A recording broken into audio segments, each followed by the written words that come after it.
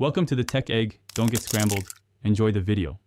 In this video, I will explain how to make salsa for enchiladas. First, gather your fresh ingredients. You'll need about 5 pounds of ripe Roma tomatoes, which are perfect for a rich base. Also, grab 1 large onion, 2 to 3 cloves of garlic, and your choice of chilies.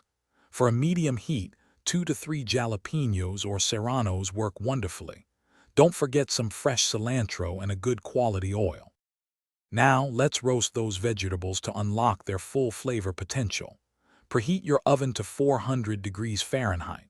Arrange the tomatoes, chilies, and onion on a baking sheet. Roast them for about 20 to 25 minutes, or until they are nicely softened and slightly charred.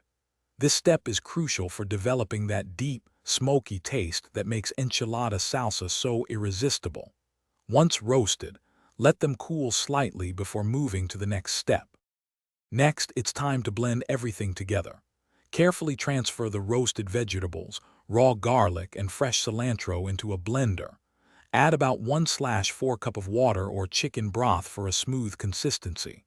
Blend until your salsa reaches your desired texture, chunky or silky smooth. Then, pour the blended salsa into a saucepan and simmer gently for about 15 minutes.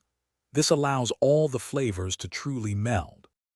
Finally, let's perfect the seasoning. Taste your simmering salsa and add salt, freshly ground black pepper, and a pinch of ground cumin. Feel free to adjust these to your preference. You might want a bit more spice or a touch more salt.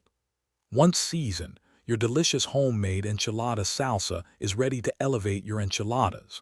Remember to check the description below for a link to a fantastic book that can truly change how you think about money, as well as other great deals. Enjoy your culinary creation. Thanks for watching. Consider subscribing if I helped unscramble your problems.